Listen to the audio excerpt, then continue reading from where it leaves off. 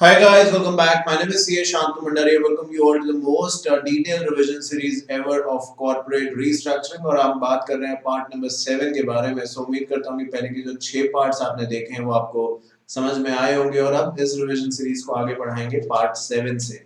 जो चैप्टर है वो अभी भी हमारा वही रहेगा, which is the chapter number 3 that talks about planning strategy।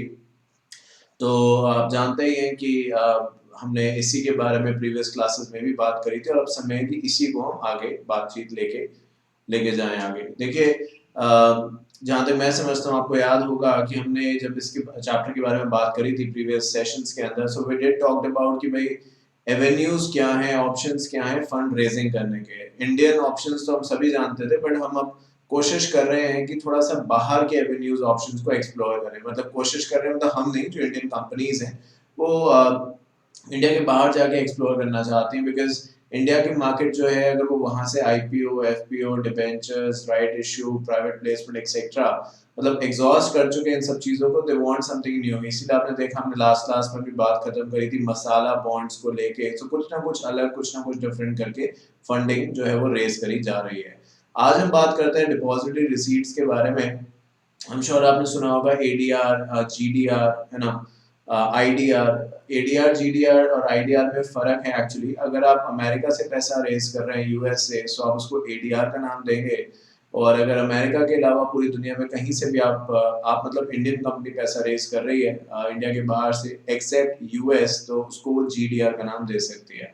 जो आईडीआर है वो उल्टा चलता है, मतलब बाहर की कंपनी रादर देन एडीआर और जीडीआर, तो इंडियन कंपनी एक मेथड या मैकेनिज्म यूज करती हैं जहां से वो बाहर से फंडिंग लेती हैं। बट अगर बाहर की कंपनी यानी फॉरेन कंपनी इंडिया से पैसा लेगी तो उसको आप आईडीआर का नाम देते हैं, इंडियन डिपॉजिटरी रिसीट्स। एक ही कंपनी जो प्रोमिनेंटली डिस्कस करी जाती है आईडीआर के तौर पे। एडीआर, जीडीआर तो मतलब हम लोगों ने एक तरीके से बाहर की कंट्री से काफी पैसे लिए हैं एज कम्पेयर टू बाहर की कंट्रीज ने इंडियन से पैसे कम लिए हैं। सो एक ही कंपनी है जिसका नाम है स्टैंडर्ड चार्टर्ड बैंक, आपने सुना होगा। उन्होंने ही आईडीआर इशू करे हैं इंडिया के अंदर एज सच। बाकी एडीआर, जीडीआर के बारे में अगर हम बात करें तो वो तो न्यूमरस कंपनी हैं जो इंडिया से बाहर से पैसा लेती हैं थ्रू एडीआर एंड जीडीआर। ये उसका एक फॉर्मेट यहाँ पे बता रखा है क्योंकि इस रिवीजन सीरीज को हमें रिवीजन तक ही रखना है, आप जानते हैं ये बात। तो मैं आपको ये समझा दूं कि देखिए जो डिपॉजिटरी रिसीट्स का फॉर्मेट है या एक जो तरीका है वो ऐसा है कि जो इंडियन कंपनी है वो इंडियन डिपॉजिटरीज को अपने शेयर्स या अपनी सिक्योरिटीज देती है। जो इंडियन डिपॉजिटरी है वो ओवरसीज कस्टोडियन को एक इंफॉर्मेशन देता है। ओवरसीज कस्टोडियन बाहर की कंट्री में होता है जहां से आप फंडिंग रेज कर रहे हैं। तो इंडियन कंपनी इंडिया के अंदर जो डिपॉजिटरी है उसको अपने शेयर्स दे देती है और वो जो इंडियन डिपॉजिटरी है वो बाहर के ओवरसीज कस्टोडियन को ये इन्फॉर्मेशन देता है कि भाई मेरे पास इतने इतने कंपनी के शेयर्स आ गए हैं। तो वो जो ओवरसीज कस्टोडियन होता है वो ये बात मान लेता है, आपस में इनके ऐसे रिलेशंस एग्रीमेंट होते हैं कि ये बात मानते हैं एक दूसरों की, मतलब ऑब्वियसली टर्म्स इस तरीके के होते हैं। और ओवरसीज जो कस्टोडियन है वो जब ये समझ लेता है कि भाई इंडियन कंपनी ने अपने शेयर्स इंडियन डिपॉजिटरीज को दे दिए और ये बात इंडियन डिपॉजिटरी ने ओवरसीज कस्टोडियन को बता दी है, तो जो ओवरसीज है वो क्या करता है कि जो वहाँ के लोग हैं उन्हें एक सर्टिफिकेट या एक्नॉलेजमेंट दे देता है कि जो भी आपने पैसा इंडियन कंपनी में लगाना था अब वो इन्वेस्ट हो चुका है। सो सर्टिफिकेट कह दीजिए, एक्नॉलेजमेंट कह दीजिए, रिसीट कह दीजिए, ये इसका मोटा मोटा प्रोसेस है जिसके जरिए ये डिपॉजिटरी रिसीट्स जो होती है वो काम करती हैं। तो ये एक ऐसा मेथड है जहाँ पे आप फंडिंग ऑब्वियसली इंडिया के बाहर से रेस कर सकते हैं। Having said that you have to follow the provisions of FEMA obviously and the RBI as well. तो कौन सी कंपनी डिपॉजिटरी रिसीट्स इशू कर सकती है? हर कंपनी कर सकती है, मैं तो ये कहूँगा जिसका ट्रैक रिकॉर्ड साफ हो। Now when we talk about the track record, हम सिर्फ कंपनी के बारे में बात नहीं कर रहे हैं, कंपनी के साथ जो जुड़े हुए लोग हैं, चाहे वो उसके प्रमोटर्स हैं, डायरेक्टर्स हैं, वो आरबीआई की विलफुल डिफॉल्टर लिस्ट में नहीं होने चाहिए, डिस्क्वालिफाइड डायरेक्टर्स नहीं होने चाहिए। बिकॉज आप देखिए ना कि आप इंडिया के बाहर से पैसा ले रहे हैं और सोचिए इस बारे में, ये सब चीजें यहाँ पे भले ना भी लिखी हो, बट आप सोचिए कि अगर आप इंडिया के बाहर से पैसे ले रहे हैं और इंडियन गवर्नमेंट ऐसे डिफॉल्टर्स को अलाउ कर रही है इंडिया के बाहर से पैसे लेने को, और कल इन्होंने पहले भी डिफॉल्ट किया है तभी तो डिफॉल्टर का नाम इनके साथ लग रहा है। कल अगर फिर डिफॉल्ट करते हैं तो इन कंपनीज की, इन लोगों की रेपुटेशन तो बाद में खराब होगी, बट उससे पहले एज इन इंडिया की रेपुटेशन खराब होगी। एक बार धोखा हो जाएगा तो बाहर के इन्वेस्टर फिर कभी भी दूसरी इंडियन कंपनी को भी मौका नहीं देंगे या उसके जो जीडीआर है, एडीआर एक्सेट्रा, वो नहीं परचेज करेंगे। तो इंडियन गवर्नमेंट थोड़ी और ज़्यादा कॉशियस हो जाती है, बिकॉज देखो जैसे घर की कोई बात है, अब घर में तो जानते ही हैं आपकी प्लस माइनस सबके साथ लगा रहता है, अपने भाई बहन के साथ, बड़े छोटों के साथ। तो घर की बात घर में रहती है, न जाने पूरे दिन और महीने में और हफ्ते में कितनी बार ऐसी बातें होती हैं, तो उसको हम बाहर थोड़ा बताते हैं, क्योंकि हमें पता है कि ये बात जो घर की है वो घर पे ही रहनी चाहिए। तो ऐसे ही अगर इंडिया की बात जो है तो वो तो सॉर्ट आउट इंडिया के अंदर हो ही सकती है, बट अगर बाहर कोई बात चली गई, जैसे होता है ना, आपने ये चीज नोटिस करी होगी, गली में, मोहल्ले में, जहाँ आप रहते हैं, सोसाइटी में, अगर कुछ भी थोड़ी बहुत बातचीत होती है और दूसरों को पता चल जाता है, कुछ लोगों की ऐसी आदत है कि वो इसको फिर आगे आगे फैलाते रहे, उसके घर में ये हुआ, उसके घर में होता है कि नहीं होता है ऐसे बहुत बार। तो वही चीज यहाँ पे भी है, तो फिर जो नहीं भी जानता वो भी आपके बारे में नेगेटिव सोचने शायद लग जाएगा। तो ऐसे ही यहाँ पे भी है कि हम पूरी कोशिश करेंगे कि इंडियन कंपनीज के तौर पे वही लोग ऐसा कर पाए, ये ओवरसीज फंडिंग का ऑप्शन वही लोग अडॉप्ट कर पाए जिनका ट्रैक रिकॉर्ड साफ है। तो उसी के बारे में यहाँ पे बात करते हुए तमाम चीज़ें जो हैं वो लिखी गई हैं, जिसको मैंने आपको अभी बताया भी। साथ साथ अगर हम बात करें तो यहाँ पे ये भी कहा गया है कि जो भी डिपॉजिटरी रिसीट्स वगैरह इशू करी जाएंगी, अब उसमें भी कुछ तौर तरीके की हैं। जब आप पैसा बाहर से लाएंगे तो आप ये कहाँ पे इन्वेस्ट करेंगे, जैसे कि आपने प्रीवियस क्लास में देखा कि हम अगर मसाला बॉन्ड्स इशू कर रहे हैं, या as a matter of fact आपने देखा कि भाई अलग अलग तरीके की बॉन्ड्स इशू कर रहे हैं, ईसीबीज वगैरह, एक्सटर्नल कमर्शियल बोरोइंग्स, तो ट्रैक 1, ट्रैक 2, ट्रैक 3, तो आप कहाँ पे इन्वेस्ट कर सकते हैं, इसकी भी एक लिस्ट है, एक प्रिस्क्राइब मेथड है, जिसके बेसिस पे हमें बात करनी होगी। सवाल आता है कि कितने पैसे पे एडीआर जीडीआर इशू करेंगे, तो इसका जवाब देते हुए कहा जाता है कि जितने में आपने इंडियंस को दिया है उससे कम में आप बाहर वालों को नहीं दे सकते। अगर इंडियन में वो चीज आपने लेट्स से 60 रुपए की दी है, तो फिर बाहर अगर $1 का रेट फॉर एग्जांपल, क्योंकि डॉलर सिर्फ यूएस में नहीं चलता, कनाडा में भी चलता है, सिंगापुर में भी चलता है, ऑस्ट्रेलिया में भी चलता है, तमाम कंट्रीज में चलता है, और हर डॉलर का, हर कंट्री के डॉलर का जो रेट है वो 60 रुपए नहीं है, कुछ का कम है, कुछ का इससे ज्यादा भी है। तो अगर प्राइसिंग की बात करें तो बस यही समझाना है कि अगर आपने इंडियंस को कंपनी के जो शेयर्स हैं वो 50 रुपए के दिए हैं, तो जो एडीआर है, जीडीआर है, या ऐसी कोई ओवरसीज फंडिंग की आप बात करें, तो बाहर के लोगों को आप सस्ता नहीं दे सकते। ये तो फिर वही बात हो गई कि आपने अपने घर वालों को लूट लिया और बाहर वालों को चीजें सस्ती दे रहे हैं, ऐसे क्यों, है ना। फंडिंग लेनी है तो ठीक है, जैसे आपने इंडियंस से फंडिंग रेज करी है वैसे ही बाहर से भी करिए, कौन रोकता है। बस बात शर्त है यही कि जिस प्राइस पे आपने इंडिया में दिया है उसी प्राइस पे दें या उससे ज्यादा प्राइस पे दें, बट इंडिया से कम प्राइस में नहीं होना चाहिए, ये इसकी एक शर्त है प्राइसिंग को लेकर। इसके अलावा जो और फंडिंग की रिक्वायरमेंट्स है, वो बैंक से आप पैसा ले सकते हैं, जो कि बड़ी सिंपल है, आप जानते हैं, वो ट्रेडिशनल मेथड है, और इसीलिए देखिए सबसे एंड में लिखा है, क्योंकि इसकी कोई खास वैल्यू नहीं है। ये एक ऐसी चीज है जो सभी जानते हैं, मतलब बैंक का नाम तो बच्चा जब स्कूल में जाता है, एक लेवल ऑफ अंडरस्टैंडिंग उसकी बनने लगती है, तब से वो बैंक का नाम जानने लगता है, और धीरे धीरे वो यही समझता है बैंक एक ऐसी जगह है कि जहाँ से पैसे लिए और दिए जा सकते हैं। ये ठीक है कि आज बैंक बहुत सारे और फंक्शंस भी करने लगे हैं, but yes, bank is also a traditional source जहां से फंडिंग रेज करी जा सकती है, तो वो तो अपनी जगह पे बना ही हुआ है। बात करते हैं लेवरेज बाय आउट की। देखिए बिजनेस जब आप करने आए हैं, जैसे कि मैंने आपसे कल भी कहा था, अब मैं बहुत मामलों में जो बात कह रहा हूँ या जो कहने वाला हूँ, ये बहुत सारे मामलों में गलत भी साबित हो सकती है, क्योंकि कभी भी ऐसी कोई चीज नहीं है जो एक बार आप कह दें और वो हर पर्सपेक्टिव पे सही बैठे, ऐसा तो हो ही नहीं सकता, क्योंकि सिचुएशन एंड सर्कमस्टेंसेस के हिसाब से चीजें बदलती हैं। मैंने आपसे कहा था प्रीवियस क्लासेस के दौरान कि भाई बिजनेस में जितना ज्यादा आपके पास पैसा है, प्रिज्यूमेबली आप उतनी स्ट्रॉन्ग पोजीशन पे हैं, ये एक सच है। अब कहीं ना कहीं थोड़ा प्लस माइनस हो सकता है, क्योंकि ऐसे बहुत सारे लोग शायद आप जानते हो या होंगे जिनको हम नहीं भी शायद जानते, जिनके पास बहुत पैसा था, बट वो पैसे से पैसा बना नहीं पाए, जो था वो भी खत्म हो गया, और कुछ ऐसे भी थे जिनके पास कुछ नहीं था और कुछ नहीं से उन्होंने सब कुछ बना लिया। So every like to and fro ये बात कही जा सकती है। लेवरेज बाय आउट का इसी बात से लेना देना है। लेवरेज बाय आउट में एक कंपनी जो है वो दूसरी कंपनी को खरीदती है, पर अपनी तरफ से पैसा बहुत कम लगाती है और उधार लेती है। जैसे कि ऐसे मानिए कि ए जो है उसने बी को खरीदने का सोचा है, तो ये जो डील है मान लीजिए 100 रुपए की होने वाली है, यानी ए जो है ये 100 रुपए में बी को खरीद रहे हैं। This is an example, obviously 100 रुपए का क्या मिलता है आजकल, तो ए जो है वो बी को खरीदने वाली है कंपनी को, let's say this is for 100 rupees.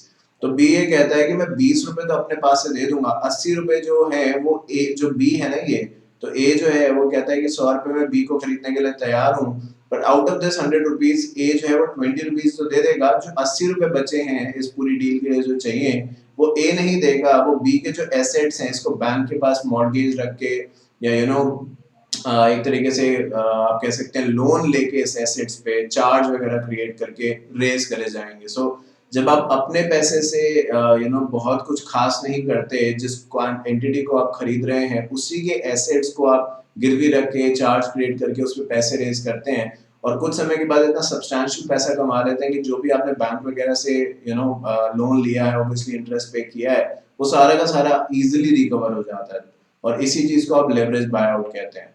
But जो मैंने बात कही ऑब्वियसली उतनी आसान नहीं है वो, क्योंकि ये आप तैयार हैं इस चीज के लिए, ये एक फ्रिक्शन वाली बात है कि ऐसे होगा तो ऐसे हो जाएगा, ऐसे होगा तो ऐसे हो जाएगा। जैसे मूवीज में दिखाता है, आपने देखा है प्रैक्टिकलिटी बहुत कम होती है, एक दिन कुछ था अगले दिन कोई और बनता है, वो एकदम से कुछ हो गया।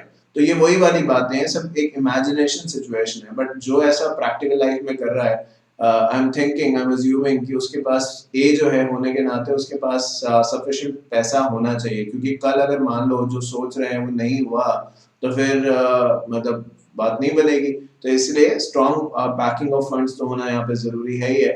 ऑन दी अदर हैंड ये भी चाहिए कि जो इस कंपनी को आप खरीद रहे हैं उसके पास फाइनेंशियल ऐसे एसेट्स हों जिसको बैंक ले और बैंक उसके बदले पैसे देने के लिए तैयार हो। अगर वो जो कंपनी है वो ऑलरेडी डेट में डूबी पड़ी है, उसके पास कुछ और एसेट्स है ही नहीं, लायबिलिटीज पे लायबिलिटीज हैं, एसेट्स जीरो के बराबर है ही नहीं, तो आप कहाँ से करेंगे ये। So obviously in certain terms and condition leverage bye out किया जा सकता है। और वो होता क्या है ये मैंने आपको बता दिया, जब आप जिस कंपनी को खरीद रहे हैं उसमें अपना पैसा कम लगा के उसी कंपनी के एसेट्स जो है वो मॉर्गेज या चार्ज के तौर पे देते हैं और उससे लोन लेते हैं। जो लोन से पैसा आता है उससे आप बिजनेस चलाते हैं और एक समय के बाद आप इस तरीके का बिजनेस कर लेते हैं कि खुद भी, यानी जो ए कंपनी है जो खरीद रही थी बी को, वो खुद भी फायदे में हो जाती है और बी का पूरा लोन भी रीपे कर देती है। तो इस तरीके की बात को आप लेवरेज बाय आउट कहते हैं। तो यही बात जो है यहाँ पे लिखी गई है, टाटा ने ऐसा किया है और वो टेटली के साथ एक यूके, आपने आजकल एक ग्रीन टी का बड़ा वो चलता है, जो हेल्थ कॉन्शियस लोग हैं जैसे कि आप भी, आई एम श्योर, और कोई बुरा नहीं है वो, है ना, ग्रीन टी है, ब्लैक कॉफी है ना, ऐसा कुछ होता है। तो वही है, अच्छा है ये सब, इसमें कोई दोराय मतलब कोई बुराई तो इसमें है ही नहीं, है ना। बट मैं बोल रहा हूँ थोड़ा सा अगर एक्सरसाइज भी हम लोग कर लें, जितना जिसके पास समय है, चाहे जॉब करता है, कोई ट्रेनिंग करता है, चाहे कोई पढ़ाई करता है, 15-20 मिनट, 10-15 मिनट, 5 मिनट से शुरुआत करें। मैं तो देखिए इसी लॉजिक पे बिलीव करता हूँ, पहले मैं एक्सरसाइज नहीं करता था, अभी मतलब मैं हर दिन कोशिश तो ये करता ही हूँ कि कुछ भी है, मतलब कहीं ना कहीं टाइम एडजस्ट करना पड़ता है और तब फिर आप करें। तो ये सब चीजें आप कर सकते हैं। टाटा मोटर्स की अगर हम बात करें, आई एम श्योर आपको पता है ये बात कि टाटा ने जगुआर को एक्वायर कर लिया है और जगुआर को एक्वायर करने का उनका ऑब्जेक्टिव यही था कि वो टाटा को एक इंटरनेशनल प्रेजेंस देना चाहते थे, क्योंकि डोमेस्टिक वर्ल्ड में अगर इंडिया की बात करें तो बच्चा बच्चा जानता है टाटा रिलायंस का नाम, है ना, क्योंकि वो इतने, जब नहीं थे हम तब भी वो थे, और शायद मैं ये तो नहीं कहूँगा जब हम नहीं रहेंगे, बट यस, आई मीन जिस तरीके का बिजनेस उनका है, ऐसा लगता नहीं कि आने वाले सालों में भी कुछ खास इधर से उधर होने वाला है। ग्रोथ ही ग्रोथ, ग्रोथ ही ग्रोथ जो है वो नजर आती है। तो उन्होंने यही टाटा को एक डोमेस्टिक मार्केट से बाहर निकालना चाहा और इसीलिए उन्होंने जगुआर को एक्वायर करा, जिससे कि उनको एक इंटरनेशनल मार्केट मिली। उसी के बारे में यहाँ पे बात करी गई है कि किस तरीके से एक्विजिशन हुआ, पैसा कहाँ कहाँ से आया, टाटा को जो रेज करना पड़ा, कुछ तो अपने पास से दिया, बाकी पैसा फंडिंग के तौर पे बाकी जगहों से अरेंज किया। जब भी आप एलबीओ की बात करें, विच इज लेवरेज बायआउट, जो मैंने आपको ऊपर समझाया, ये ध्यान रखें कि आप तभी वो करें जब आपके पास जैसे कि मैंने पहले भी कहा था, आप चाहे उसे कैश फ्लो कह दीजिए या गुड फाइनेंशियल बैकग्राउंड कह दीजिए, कुछ भी ऐसा, मतलब इन शॉर्ट आपके पास पैसा होना चाहिए। बिकॉज बिजनेस में तो ऐसा ही होता है कि एक दिन सब कुछ है, अगले दिन कुछ नहीं है, फिर तीसरे दिन भी कुछ नहीं है, फिर चौथे दिन शायद सब कुछ है। तो ये सब चीज़ों के लिए आप तैयार रहें, और जो भी ऐसा कर रहा है, इस तरीके की चीज़ों में आ रहा है, आई एम श्योर वो बिजनेस पहले से ही कर रहा होगा, वो इन सब चीज़ों के बारे में जानता होगा। नहीं तो जिस फायदे की इंटेंशन से उसने किया था वो तो नहीं होगा, बट लॉस जरूर हो जाएगा। जहाँ पे भी आप ये एलबीओ के बारे में बात करें, जरूर चेक कर लें कि जो भी कंपनी है जिसके ऊपर आप ये दाव लगा रहे हैं कि आप जिसको खरीदना चाहते हैं, जैसे कि मैंने कहा उसके पास एसेट्स अच्छे हो, मैनेजमेंट जो है वो अच्छा हो, शार्प मैनेजमेंट हो जो कि चीजें आगे बढ़ा पाए। तो इन सब चीज़ों का हमें ख्याल रखना होगा, क्योंकि कहीं ना कहीं जब कंपनी को हम खरीद लेंगे तो फिर उस कंपनी की रिस्पॉन्सिबिलिटी या जिम्मेदारी कम होगी कि अपने आप की परफॉर्मेंस इंप्रूव करें। अगर हमने ए होने के नाते बी को खरीदा है तो एज इन ये ए होने के नाते हमारी जिम्मेवारी है कि उस कंपनी को अब हम रिवाइव करें, क्योंकि रिस्पॉन्सिबिलिटी हमने उस कंपनी की ले ली है। तो ये बात जो है वो यहाँ पे कही गई है। देखिए, माइनॉरिटी के बारे में अगर हम बात करें तो आज सच माइनॉरिटी का कोई क्लियर इंडिकेशन कहीं है नहीं कि माइनॉरिटी क्या है, बट फॉस वर्सेस हार्बोटल का रूल आपने रेजोल्यूशन ऑफ कॉर्पोरेट डिस्प्यूट जो इसी ग्रुप का एक दूसरा सब्जेक्ट है न्यू सिलेबस में, वो आपने पढ़ा होगा। और जो बच्चे ओल्ड सिलेबस के हैं जिन्होंने वो नहीं भी पढ़ा है, तो जो मोटी मोटी बात है वो हर जगह यही है कि majority wins, majority wins, majority wins. मतलब अपनी पर्सनल लाइफ में देखिए, आप 8-10 दोस्त हैं और कहीं जाने का प्लान बना रहे हैं, तो ये हुआ कि चलो भाई सब अलग अलग जगह बताते हैं, कुछ बंदे ऐसी जगह बताते हैं जो पॉसिबल ही नहीं है जाना, है ना। तो पूछा सबसे तो सबने बताया, बट सब जगह तो नहीं जा सकते शायद, तो एक मेजोरिटी की बात हुई कि ठीक है भाई, जहाँ पे ज्यादा लोग कहेंगे वहां चलेंगे। तो सबने अपना अपना जो था बताया कि इधर उधर इधर उधर वगैरह वगैरह। अब दो 10 में से 8 लोग एक तरफ हो गए, 2 नहीं मान रहे, कहते कि नहीं हम नहीं करेंगे, हमारी बात। होते हैं कुछ लोग ऐसे कि हमारी बात क्यों नहीं मान रहे। तो अब देखिए वो हो गए माइनॉरिटी, है ना, क्योंकि 8 जो लोग हैं वो एक ही तरफ की बात कर रहे हैं और जो 2 लोग हैं वो दूसरी तरफ चले गए। मतलब वो दूसरी तरफ क्या, मतलब वो अपनी ही तरफ है, उनकी तरफ कोई नहीं है, ये कहिए। तो अब सवाल उठता है कि क्या माइनॉरिटी अगर कहीं है तो ये गलत है, या अगर माइनॉरिटी कंपनीज एक्ट के बारे में बात करें, किसी भी चीज को कुछ लोग सपोर्ट करते हैं या ज्यादातर लोग सपोर्ट करते हैं, 10 में से 9 लोग सपोर्ट करते हैं और एक बंदा सपोर्ट नहीं करता, तो क्या उस एक इंसान के लिए आप वो काम कंपनीज एक्ट के हिसाब से नहीं करेंगे या उसके अंदर बदलाव करेंगे? इसके बारे में यहाँ पे सवाल उठाया जा रहा है। इसका जवाब देते हुए कहा है कि डिपेंड ये करेगा कि माइनॉरिटी में कितने लोग हैं एक्चुअली।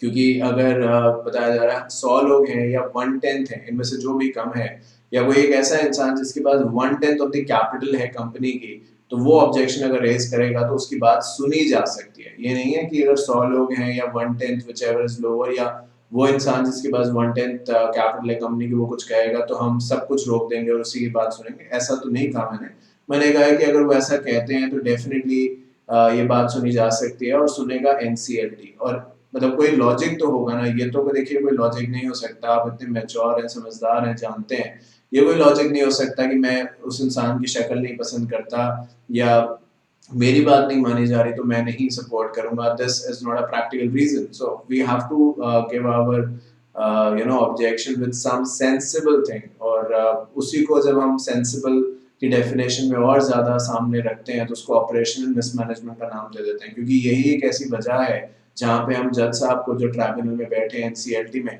उनको शायद सोचने में मजबूर कर सकते हैं कि कुछ गलत हो रहा है। क्योंकि अगर सिर्फ मैं यही कहूंगा नहीं मुझे नहीं पसंद है तो वो शायद मेरी बात सुनेंगे नहीं, बट अगर मैं कहूंगा कुछ हो रहा है, कुछ हो रहा है, एक बहुत जरूरी चीज है, एक ऐसी चीज हो रही है जिससे सबको नुकसान होगा, तो शायद वो मेरी बात सुनेंगे। और जब मैं ऐसे वर्ड्स का यूज कर रहा हूँ तो उसी को आप इंग्लिश में या यूं कह दीजिए लीगल वर्ड्स में ऑपरेशनल मिसमैनेजमेंट का नाम दे देते हैं।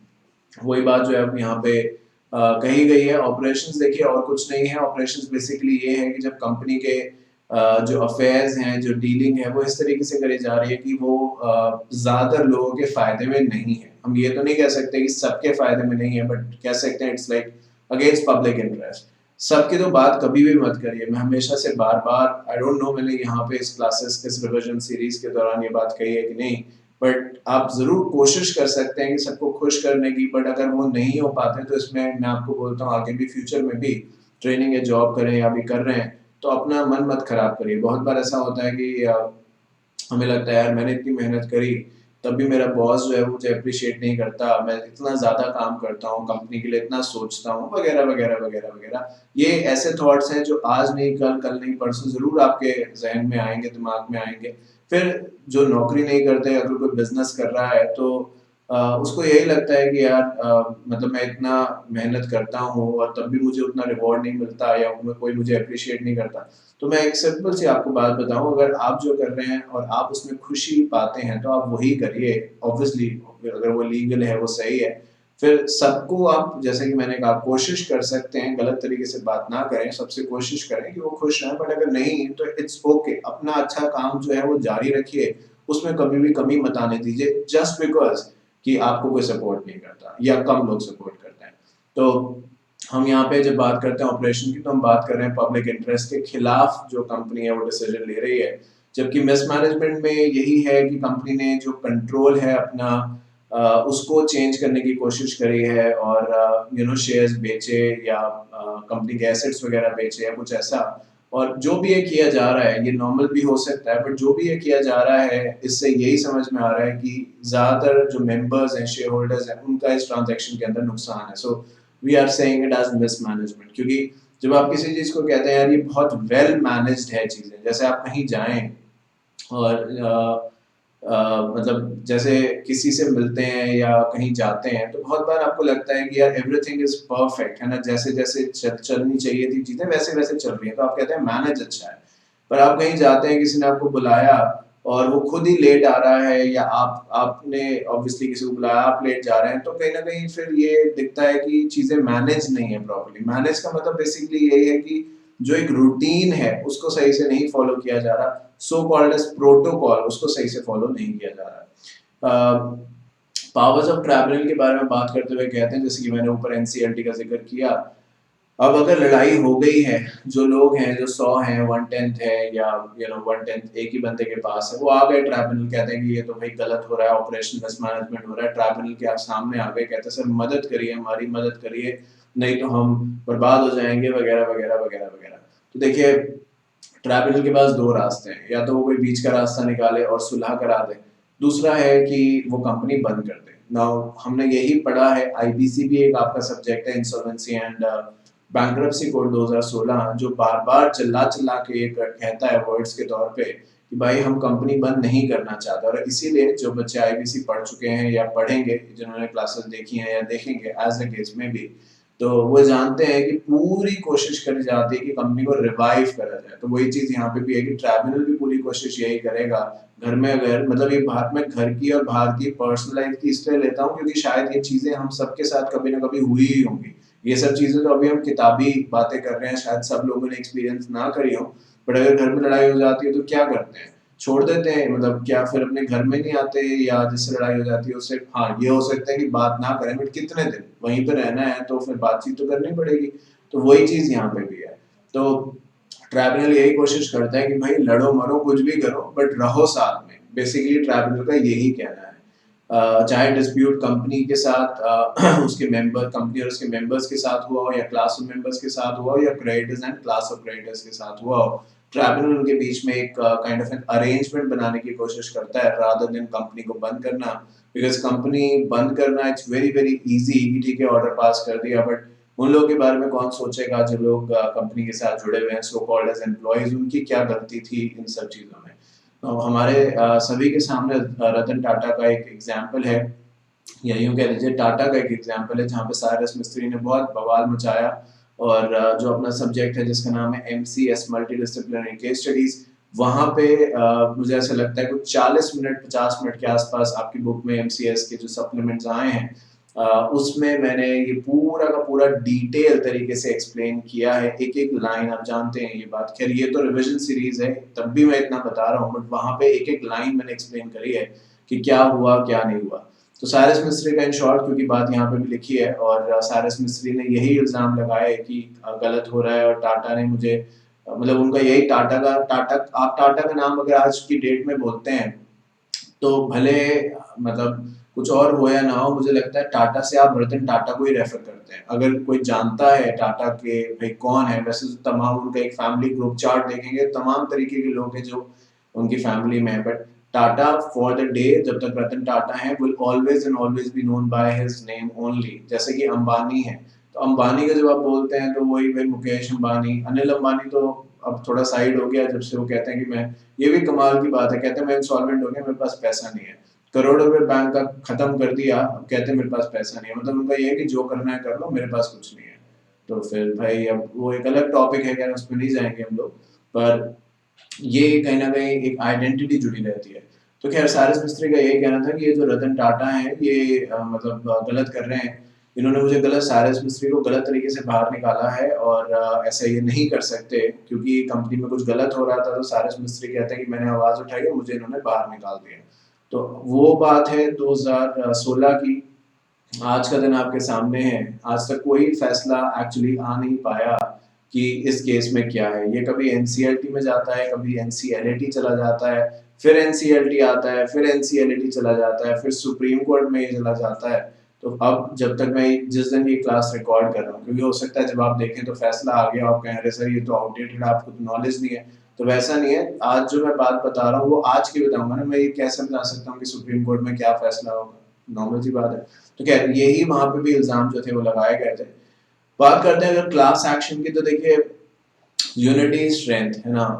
कहानी भी आपने बहुत बार सुनी होगी और इस चीज को आप मानते भी होंगे। और वही चीज यहाँ पे भी है कि अगर एक बंदा कहता है कंपनी को, company is like a big company, listed company का कोई इंसान कुछ जनरली बिगाड़ नहीं सकता। देखिए एक दो इंसान क्या बिगाड़ लेंगे कंपनी का। तो एक दुकान वाले का तो कुछ कर नहीं सकते। बहुत बार होता है कि एक शॉप से कुछ सामान लेके आते हैं, वो खराब सामान दे देता है, तो वहां जाके चार बातें उसको बोल के, वो दो बातें सुन के बाद मैटर खत्म हो जाता है। तो जब उसका कुछ नहीं खास कर पाए तो कंपनी का क्या कर लोगे, जहाँ पे हजारों एम्प्लॉयज काम करते हैं और पता नहीं कितनी पुरानी कंपनी है और कितनी बड़ी कंपनी है। तो क्या है कि अगर कंपनी काम गलत कर रही है, तो जैसे आपने समझा कि एक बंदे की आवाज उठाने से खास कुछ फर्क पड़ने नहीं वाला, क्योंकि सबसे बड़ी बात क्या है कि आजकल किसी के पास टाइम नहीं है।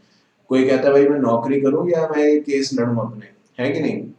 तो क्लास एक्शन एक ऐसा कंसेप्ट है जो 2013 में आया, और इस इमेज से आप समझ भी सकते हैं कि जहाँ पे काफी सारे स्मॉल शेयर होल्डर्स एक साथ इकट्ठे हो जाते हैं, जो माइनॉरिटी है वो एक साथ इकट्ठी हो जाती है और फिर एक साथ इकट्ठे होकर कंपनी पे एक्शन लेते हैं। क्योंकि अगर आप देखें ये पिक्चर जो है बड़ी रिजेंबल करती है। ये जो छोटी छोटी मछलियां हैं, अगर एक मछली होती तो ये दिस इज द कंपनी, जो बड़ी मछली है दिस इज द कंपनी। तो ये छोटी मछलियां जो है, अगर ये एक मछली इसको अटैक करती कोई फर्क पड़ता है। ये बड़ी जो कंपनी है, ये बड़ी मछली जो है वो कंपनी है, तो तुरंत उसको खा जाती, पता नहीं चलता कि क्या हुआ क्या नहीं। अब ये इतने सारे लोग एक साथ मिलकर इस पे अटैक कर रहे हैं, तब तो फिर बचना मुश्किल है, मतलब बच पाना मुश्किल है। और क्लास एक्शन का जो कंसेप्ट है वो इंडिया में बाद में इंट्रोड्यूस किया गया, जब सत्यम का स्कैम हुआ और इंडियंस के करोड़ों रुपए, करोड़ों अरबों रुपए ड्रेन में चले गए, नाली में चले गए, ऐसे कहते हैं। मतलब ये वर्ड भले अलग लगे बट सच्चाई यही है। तब इंडियन गवर्नमेंट को लगा कि हाँ कोई ऐसा लॉ होना चाहिए, तब वो लेके आए यहाँ पे। और ये यही है कि ये empowered करता है छोटे शेयर होल्डर्स को कि वो एक साथ आए, और अगर उन्हें लगता है कि कुछ गलत हो रहा है तो ऑपरेशन मिसमैनेजमेंट की बात जो है वो एनसीएलटी के सामने रखें। जहाँ तक बात हमने करी कि कॉम्प्रोमाइज एंड अरेंजमेंट किस किस के बीच में हो सकता है, तो वो बताया मैंने कि कंपनी क्रेडिटर्स के बीच में, कंपनी मेंबर्स के बीच में, इनके बीच में कॉम्प्रोमाइज अरेंजमेंट की जो बात है वो करी जा सकती है। जब भी कॉम्प्रोमाइज अरेंजमेंट की कोई बात होगी तो ये तमाम फॉर्म्स हैं जो towards the end of the chapter एक चार्ट मैंने बनाया है वहाँ पे लिखे हुए हैं। CAA 2 उनमें से एक फॉर्म है, जहाँ पे आपने जो जो पूरा चार्ट है उसमें साफ साफ लिखा हुआ है कि CAA 2 एक ऐसा फॉर्म है जिसके जरिए जो NCLT है, मतलब जहाँ पे हमने ये एप्लीकेशन फाइल करनी है इस कॉम्प्रोमाइज और अरेंजमेंट्स वगैरह को लेके, वो एक तरीके से न्यूज़पेपर में जो भी हम NCLT में एप्लीकेशन फाइल करने वाले हैं वो न्यूज़पेपर में भी पब्लिश एक तरीके से हो जाएगी CAA 2 में। और वही एप्लीकेशन की जो कॉपी है वो अलग अलग statutory authorities, income tax, ROC etcetera, उन सबको भी दे दी जाएगी, जिससे कि किसी को भी ऑब्जेक्शन है तो अपनी बात रख सके। और वो जो कॉपी दी जाएगी वो CAA 3 में दी जाएगी। तो कॉम्प्रोमाइज अरेंजमेंट एक ऐसा जरिया है जहाँ पे बीच बाच का रास्ता निकाल के, नाम ही है कॉम्प्रोमाइज। कॉम्प्रोमाइज कभी भी अपनी टर्म्स में नहीं हो सकता, ये आप जानते हैं। कॉम्प्रोमाइज में कहीं ना कहीं जो भी पार्टीज हैं उनको एक दूसरे की बात मान के कहीं ना कहीं एडजस्टमेंट करना पड़ता है, ये कॉम्प्रोमाइज है ना। Arrangement is like in terms of the share capital, चाहे वो बढ़ाना है चाहे घटाना है, रिडक्शन है, इंक्रीज है, एक्सेट्रा। तो उसके बारे में यहाँ पे बात जो है वो करी गई है। और इसकी कोई भी स्कीम अगर होगी तो CAA 2 में एक तरीके से न्यूज़पेपर में बताई जाएगी, जबकि CAA 3 में वो स्टैट्यूटरी अथॉरिटीज को बताई जाएगी। और फिर किसी को कोई दिक्कत है, कोई ऑब्जेक्शन है तो अपनी बात रख सकता है। यही बात जो है वो यहाँ पे लिखी गई है। उसके अलावा अगर हम बात करें जो फर्दर सेक्शंस हैं जो इस पूरे मर्जर्स के प्रोसेस को, कॉम्प्रोमाइज अरेंजमेंट एक्सेट्रा के प्रोविजंस को गवर्न करते हैं, वो मैंने आपसे पहले भी बात करी थी, 230 से लेके 240 तक हैं। इन सभी सेक्शंस के बारे में हमारी एक एक करके डिटेल में बात होगी, बट फिलहाल के लिए जब ये फाइनली हमारे सामने आ चुके हैं या इनकी बात होनी शुरू हो चुकी है, तो थोड़ी सी बात हम आज भी करेंगे सेक्शंस को लेके कि what they are all about. और फिर जैसे जैसे चैप्टर्स आगे बढ़ते जाएंगे इन सेक्शंस को लेके, एक एक चैप्टर है पूरा पूरा, तो उसको हम लोग रिवीजन के तौर पे बातचीत करेंगे, ठीक है। अब 230 से लेके जो 240 तक हैं इनको इस रूल के अंदर से भी समझा जा सकता है, company arrangement and amalgamation rules 2016, इसके बेसिस पे भी आप समझ सकते हैं। क्योंकि मैंने आपसे पहले भी ये बात कही थी, अगर आपको याद हो, कि आज का जो कंपनीज एक्ट है 2013 का, it's more about the act as well as the rules. मतलब ये ऐसा नहीं है कि आप सिर्फ और सिर्फ कंपनीज एक्ट के बेसिस पे इसको इंटरप्रेट कर लें। इसके लिए आपको रूल्स जो है, तमाम रूल्स जो हैं, जैसे कि ये भी देख रहे हैं आप, ये ऑडिटर्स को लेके, रेम्यूनरेशन को लेके, उनको साथ में रख के चलना पड़ता है। तो ये सेक्शंस की लिस्ट है, बट एक एक करके हम सेक्शंस के बारे में बात करनी शुरू करते हैं। सबसे पहले सेक्शन 230 के बारे में बात करेंगे, that is the power to compromise और make arrangement with creditors and members. तो थोड़ा सा ये पढ़ लेते हैं। The section provides the powers to tribunal to make order on the application of the company or any creditor or member in the case of the company being wound up, of liquidator of the proposed compromise or arrangement, including debt restructuring between the company, creditors and members. तो बात हम यहाँ पे कर रहे हैं कि powers to compromise और make arrangement। तो NCLATs के मतलब जैसे भाई बहन में लड़ाई होती है, भाई भाई में या बहन बहन, मतलब इन द सेंस आपस में लड़ाई होती है, तो फिर आपस में सॉर्ट आउट नहीं कर पाते बहुत बार, तो किसके पास जाते हैं? जो घर का बड़ा है, या वो खुद ही आ जाते हैं बीच में। हमारे यहाँ तो ऐसा भी होता था, मतलब इतनी भयंकर लड़ाई कभी कभार हो जाती है कि वो कहते थे कि भाई ये लो डंडे और एक दूसरे को मारना शुरू करो, क्योंकि बंदा फ्रस्ट्रेट हो जाता है। जब आप भी अपनी एज में आगे बढ़ेंगे, आपके भी ये सब चीजें आप भी देखेंगे, तो आप भी यही कहेंगे यार मैं परेशान हो गया। तो जब तक जिस पे जो चीज बीतती नहीं है वो शायद समझता नहीं है, मैं तो यही मानता हूँ। तो खैर यहाँ पे जो हम बात कर रहे हैं वो कॉम्प्रोमाइज और अरेंजमेंट से रिलेटेड, तो यही कि जब भी कोई ऐसे डिस्प्यूट की बात आएगी कि भाई कुछ गड़बड़ चल रही है या कुछ भी ऐसी बात, तो एनसीएलटी को आप रेफर करेंगे मामला, और फिर एनसीएलटी इस मामले की सुनवाई करके आगे डिसाइड करेगा क्या करना है। तो फिलहाल के लिए सेक्शन 230 यही कहता है कि पावर अगर किसी के पास है इस चीज को देखने की, समझने की, तो वो ट्राइब्यूनल के पास है, और ट्राइब्यूनल देखेगा फिर क्या करना है। 231 में ट्राइब्यूनल जो है उसी की बात करते हुए कॉन्टिन्यूएशन के तौर पे कहा जा रहा है कि अगर ट्राइब्यूनल को लगता है कि यहाँ पे कॉम्प्रोमाइज हो सकता है, अरेंजमेंट हो सकता है, बातचीत करके, चेंजेस करके मामला सुलटाया जा सकता है, खत्म किया जा सकता है, तो ट्राइब्यूनल वैसे ऑर्डर्स पास कर देगा। और अगर ऐसा कोई रास्ता नहीं निकलता तो कहता है ठीक है भाई, फिर वाइंड अप करो, कंपनी को खत्म करो। जब नहीं एक साथ काम करना या नहीं करना चाहते एक साथ काम, जबकि एक बार ट्राई करने में कोई बुराई नहीं है, पर जब सामने वाले मानने के लिए तैयार नहीं है तो ट्राइब्यूनल को जबरदस्ती तो कर नहीं सकते। वो कहता ठीक है भाई कंपनी बंद करो, वाइंडिंग अप में चली जाएगी कंपनी। तो सेक्शन 231 ये कहता है। सेक्शन 232 जो है वो बात करता है merger and amalgamation of companies को लेके। आइए देखते हैं क्या लिखा है। This section provides the powers to the tribunal to order for holding meeting of the creditors or the members, and to make orders on the proposed reconstruction, mergers, amalgamation of the companies. The section provides for the manner and the procedure in which the meeting so ordered by the tribunal to be held in case of थोड़ा सा पढ़ रहा हूँ, Sisa Industry Limited versus Krishna H. Baja. The Supreme Court opinion that the court before whom the scheme of amalgamation is placed for sanction is not expected to put its seal of approval on the scheme merely because majority of the shareholders have voted in the favor of the scheme. Since the scheme which gets sanctioned by the court would be binding on the dissenting minority or the creditors, court is obliged to examine the scheme in the proper perspective to find out whether the scheme is fair, just and reasonable to the concerned members and not contrary to the law and or public policy. तो देखिए जो बात यहाँ पे कही गई है वो ये कि अगर सेक्शन 231 का ये फैसला निकलता है कि हम आगे बढ़ेंगे और आपस में बातचीत करके चीज़ों को सॉर्ट आउट करने की कोशिश करेंगे, तो फिर स्कीम बनाई जाती है। और scheme in the sense mergers amalgamation की स्कीम बनती है कि कैसे क्या होगा, क्योंकि ये तो पक्का है कि दिक्कत है। अब दिक्कत से निकलने का जो रास्ता है दैट इज द स्कीम, है ना, that is the way out. अब वो जो रास्ता है वो बना के, क्योंकि ट्राइब्यूनल तो आपके लिए बनाएगा नहीं, जो आपकी जिंदगी, मेरी, हम सबकी जो प्रॉब्लम्स हैं वो हमें खुद ही सॉल्व करनी है। कोई अगर आप उम्मीद करें कि एकदम से चमत्कार हो जाए तो वो शायद होता भी होगा, miracles happens, but it not with everybody, है ना। तो हमें खुद ही वो चीज़ का, मैं ये मानता हूँ एटलीस्ट, कि हमें खुद ही उस चीज़ की तरफ बढ़ना होगा और अपने आप ही सोल्यूशन निकालने की कोशिश करनी होगी। मदद ज़रूर ले सकते हैं जहाँ जो कर सके उससे, पर करने हमें एफर्ट्स खुद ही होंगे, है ना।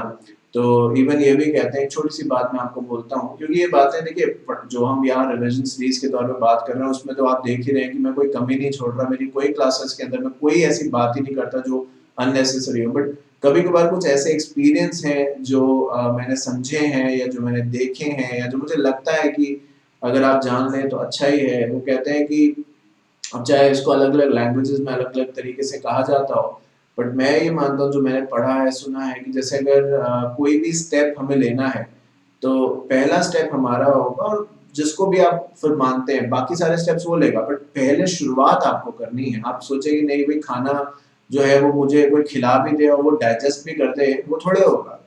खाना कोई बना के दे सकता है, खाना तो भाई खुद ही पड़ेगा। तो वही चीज यहाँ पे भी है कि रास्ता आपने निकाल लिया, अब एनसीईआरटी नहीं निकालेगा, आपको बोलेगा कि रास्ता आपको मिल बैठी है, रास्ता निकाल लिया, जिसके बीच में भी डिस्प्यूट है, चाहे कंपनी है, चाहे क्रिएटर्स है, चाहे कंपनी है, चाहे मेंबर्स है, जो रास्ता है, स्कीम है, आप हमें बताइए। अब जब वो एनसीईआरटी के पास स्कीम गई, यहाँ पे कहते हैं कि सुप्रीम कोर्ट ने केस के रेफरेंस में कहा कि अगर स्कीम जो है वो 90% लोग जो है उससे फेवर में है, मान गए, तो ये नहीं है कोर्ट बस ब्लाइंडली कह दे कि हाँ यार इतने सारे लोग मान गए तो ये सही होगा, तभी तो इतने सारे लोग इस बात को हाँ कह रहे हैं, कि पागल थोड़े हैं जो इतने सारे लोग इस बात को हाँ कहेंगे नहीं तो ये परसेप्शन पे कोर्ट नहीं चल सकता, एनसीईआरटी नहीं चल सकता।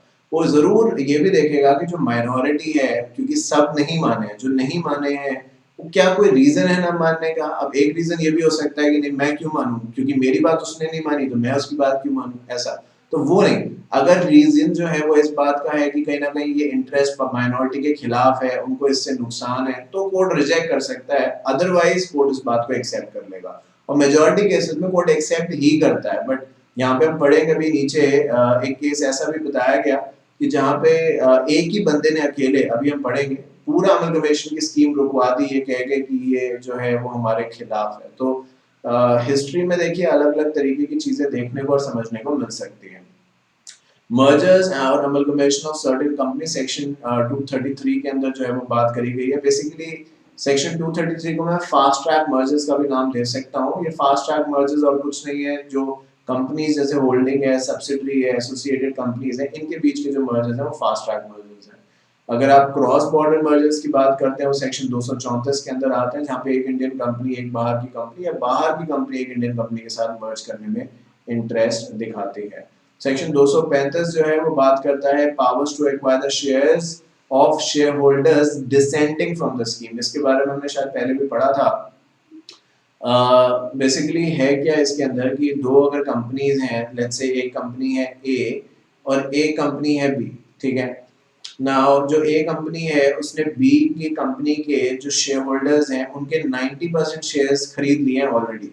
यानी जो ए कंपनी है वो बी कंपनी को एक्वायर करना चाहती है, सिंपल टेक ओवर वाली बात भी है जो प्रीवियस चैप्टर से भी आप समझ सकते हैं। वहां पे भी यही बात हुई थी सेक्शन 235 को लेके, 235 एंड 236 एक्चुअली, 235 एंड 236।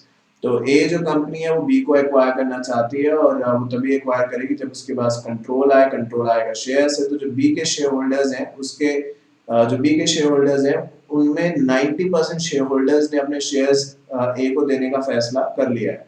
कुछ 10% लोग बचे हैं, वो कहते हैं कि नहीं देंगे हम शेयर्स वगैरह वगैरह वगैरह। तो हम यहाँ पे ये कह रहे हैं कि जो ए है वो बी के शेयर होल्डर्स को एक नोटिस दे सकता है कि देखिए जो बी के बाकी शेयर होल्डर्स हैं 10% जो बाकी हैं उनको नोटिस दे सकते हैं कि देखिए आपकी कंपनी के 90% लोगों ने, या जो भी एग्जैक्ट परसेंट है पर 90 एटलीस्ट होना चाहिए, तो 90% या 91% लोगों ने हमें शेयर्स अपने दे दिए हैं, हमें मतलब बी कंपनी के जो शेयर्स हैं वो हमें यानी ए कंपनी को दे दिए हैं, और आप लोग जिनको ये नोटिस जा रहा है वही लोग सिर्फ बचे हुए हैं। तो हमें आपके भी शेयर्स एक्वायर करने ही होंगे, क्योंकि हम 90% कर चुके हैं, तो एज पर द लॉ हमें बाकी भी एक्वायर करने ही हैं।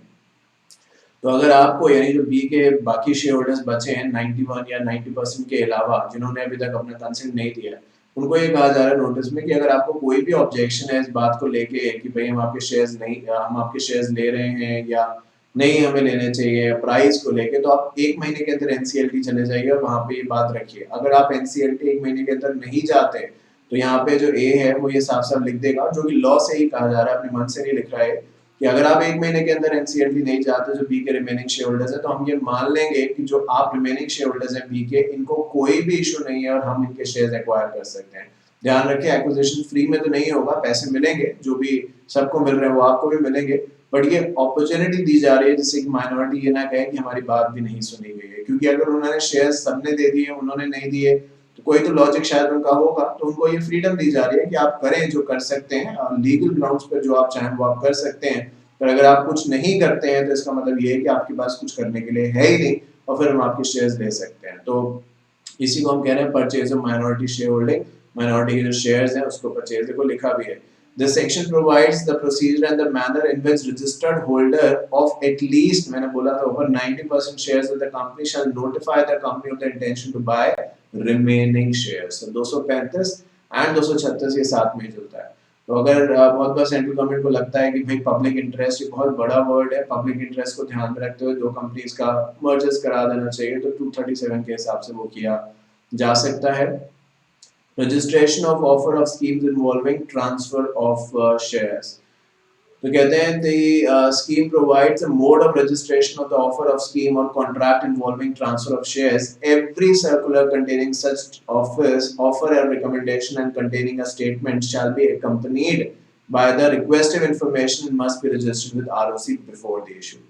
तो हम यहाँ पे और कुछ नहीं कह रहे। देखिए ऐसे मानिए कि अगर NCLT ने आपकी स्कीम को फ्लैग कर दिया, दे दिया, अप्रूवल दे दिया कि यस कोई दिक्कत नहीं है, यू कैन गो अहेड, तो फिर आरओसी वगैरह या कोई और मैं समझता हूँ कि मुश्किल ही है कि ऑब्जेक्ट खास कर पाए।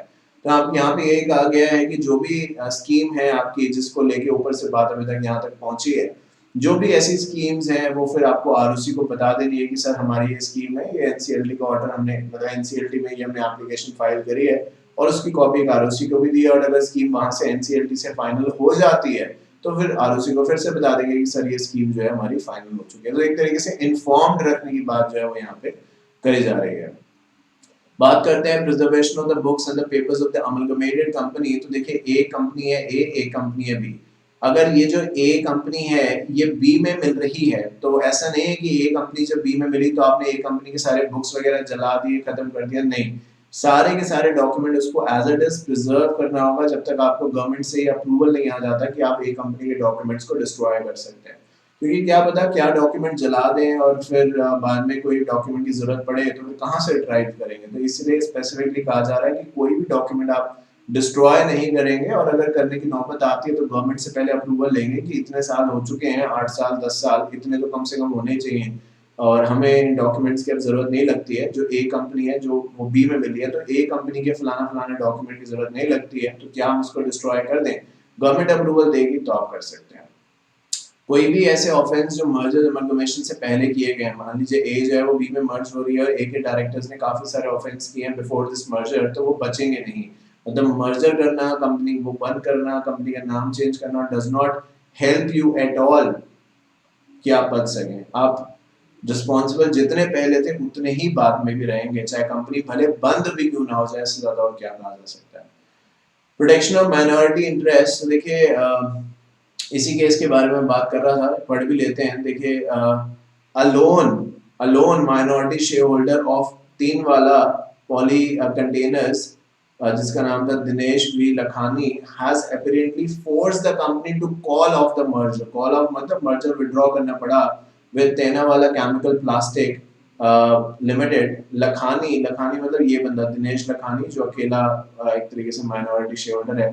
Lakhani had opposed the proposed merger on several grounds including allegation of willful suppression of material fact, malafide, समझते हैं bona fide, malafide मतलब wrong intention of the promoters and floating space companies या separate companies। तो ये एक basic वो बात थी जो ऊपर मैं आपसे कह रहा था कि देखिए माइनॉरिटी के कहने से कुछ खास ऐसे होता नहीं है, बट फिर आपने ये भी देखिए, ये भी उसी समय कहा था कि एक बंदा ऐसा भी है, नीचे केस में आपको दिखाऊंगा, आपको कुछ देर पहले कहा था इसी क्लास के दौरान कि उसने अपने अकेले के बेसिस पे पूरा डिसीजन जो था वो पलटवा दिया, चेंज करवा दिया। तो एनीथिंग कैन हैपन प्रोवाइडेड हमारे पास लॉजिक हो या फिर रीजन हो। पर वही बात है कि आजकल के समय में अवेयरनेस जो है वो इस तरीके की है कि बात तो सुन के आती है। जैसे आप फेसबुक पे देखिए, एक पर्टिकुलर कम्युनिटी, एक पर्टिकुलर सेक्शन के खिलाफ किसी ने कुछ कह दिया तो बस भाई बाकी लोग वही, उन्होंने वेरीफाई नहीं किया इस चीज को लेके कि क्या ये सही है क्या ये गलत है, बस धड़ शेयर मारना, कमेंट करना, पर्सनली लेना। तो वो मेरे हिसाब से गलत है, चाहे फिर वो कोई भी हो, चाहे फिर वो कोई भी हो। जरूर आप कहें, अपनी बात रखें, बट मैं बोलता हूँ आप पहले फैक्ट्स को वेरीफाई करिए। सिर्फ जो आजकल वो मेमेज चलते हैं, होता है ना, समझते हैं मेमेज, मीम्स, कुछ भी कह दीजिए, GIF इस तरीके का, तो वो बना के बस डाल दिया किसी ने और हमने मान लिया कि जो वहां पे लिखा है वो सही ही होगा। कोई फैक्ट्स की हमने बात ही नहीं करी उसके ऊपर। तो मैं ये कहता हूँ कि हम पढ़ें, जितना हम पढ़ेंगे ना तो हम कभी भी इन सब चीजों में भटकेंगे नहीं, चाहे फिर वो किसी भी बात के लिए हो, चाहे कोई लॉ हो। अभी लॉ को भी लेके बहुत बार होता रहता है कि ये लॉज में, फार्मर लॉज में ये लिखा है, उसमें वो लिखा है। तो अगर पढ़ लेंगे एक बार, हो सकता है लिखा भी हो, क्या आपने पढ़ा है, आपने मतलब चाहे मैं हूँ चाहे आप है, बहुत बार लोग पढ़ते नहीं, बट दिखाया इसलिए जा रहा है, किसी ने वो कहा है तो उसकी बेसिस पे अपनी ओपिनियन बना ली। खुद आप पढ़े उसको, ठीक है। पर इतना समय किसकी बात है, दिक्कत तो ये है ना। Fair and reasonable scheme made in good faith. तो बात यही करी जा रही है कि देखिए जो भी स्कीम्स हैं वो इस बेसिस पे रिजेक्ट नहीं करी जा सकती कि किसी बंदे को पसंद नहीं आएंगे। अगर रिजेक्ट करी जाएंगी कि माइनॉरिटी जो है वो दिक्कत क्रिएट कर रही है, तो माइनॉरिटी की दिक्कत क्रिएट करने का जो लॉजिक है, वो रीजन जो है वो ये होना चाहिए कि कहीं ना कहीं ये स्कीम जो है ये एज अ होल कंपनी के नुकसान में है। सिर्फ और सिर्फ इसलिए रिजेक्ट नहीं करी जा सकती क्योंकि माइनॉरिटी को ये पसंद नहीं है, या माइनॉरिटी के विल के हिसाब से नहीं बनी। सबकी मर्जी तो देखो भगवान भी पूरी नहीं कर सकता, तो फिर यहाँ पे हम कहाँ से पूरी कर लेंगे। तो हमें यही देखना है कि बेस्ट इंटरेस्ट जो बात है उसको फुलफिल किया जा सके। सबकी बात तो फिर कंसिडर कभी भी नहीं हो सकती, ये सिंपल सी बात है। स्पेशली तब जब आप इतने बड़े लेवल पे ऑपरेट कर रहे हैं, 2 लोग हैं, 4 लोग हैं, तो शायद फिर मनाना करना इजी है। अब कंपनी में हजारों शेयर होल्डर्स हैं, किस किस के पास आप जाके अपनी बात कहेंगे। माइनॉरिटी प्रोटेक्शन को लेके देखिए कहा गया है, एक रूल यहाँ पे लिखा गया है कि अगर कुछ भी गलत कंपनी के साथ हो रहा है तो कंपनी खुद उस चीज के अगेंस्ट आवाज उठाएगी, क्योंकि लिखा है in order to redress a wrong doer to the company or to recover monies or damage alleged to be due to the company, the action prima facie brought by the company itself। अगर company is an artificial person ये ठीक है, पर आप जानते हैं कि company can sue and be sued। तो कंपनी कैन स्यू, वो केस फाइल कर सकती है, उसका हक है। तमाम केसेस भरे पड़े हैं MCS में, उठा के देखिए मल्टी डिसिप्लिनरी में तमाम केसेस भरे पड़े हैं जो कंपनी वर्सेस कंपनी है या कंपनी वर्सेस इंडिविजुअल है। यहाँ पे आपने ऊपर देखा वो वाला जिसको पूरा डिसीजन पलट दिया, वो भी तो केस ऐसे ही कंपनी के बीच में ही था। तो कंपनी के पास ये पावर है, और कंपनी को अगर लगता है कि उसके साथ कुछ गलत हो रहा है तो वो खुद इसके अगेंस्ट आवाज उठा सकती है। उसको किसी के सहारे की, चाहे मेजोरिटी हो चाहे माइनॉरिटी हो, जरूरत नहीं है।